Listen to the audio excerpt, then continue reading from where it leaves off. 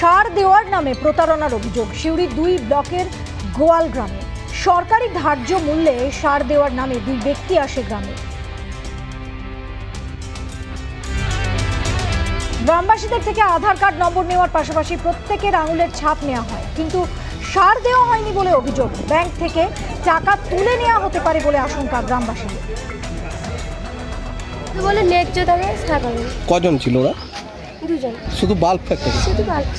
কার্ডটা দিলাম, আধার কার্ডটা দেওয়ার পরে লিখলো, তারপরে আমার হাতটা দিয়ে ফিঙ্গারপ্রিন্ট করলাম, তারপরে সব করার পরে আমাকে এই বাল্বটা ধরে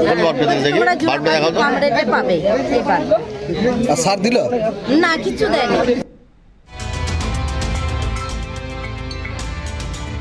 খবর পেয়ে ঘটনাস্থলে আসেন দমদমা পঞ্চায়েতের প্রধান এহসানুল হক।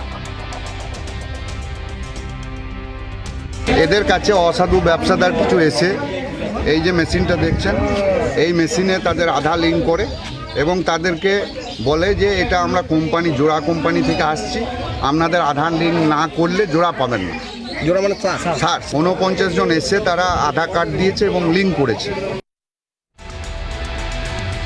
এদিকে এই ঘটনার পর গ্রামে আসেন কৃষি দপ্তরের আধিকারিকেরা। তারাও বিষয়টি খতিয়ে দেখার আশ্বাস দেন। এখানে মেশিনের সাহায্যে সবার কাছে আঙুলের ছাপ নেওয়া হচ্ছে এবং আধার কার্ড, আধার নাম্বার ব্যবহার করে একটা অন্যরকম জিনিস তৈরি করার চেষ্টা করছে। এদিকে সমস্ত অভিযোগ অস্বীকার করেছেন অভিযুক্ত রাসায়নিক সার ব্যবসায়ী মৃণাল ঘোষ। ওখানকার গ্রামের লোক বলতে দেয়নি। গ্রামবাসীরা অভিযোগ করছে। কতটা করে দিয়েছে? কত কেজি করে দিয়েছে? কে কেমন নিয়েছে, কে কেমন না, ওরা বলছে নেয়নি।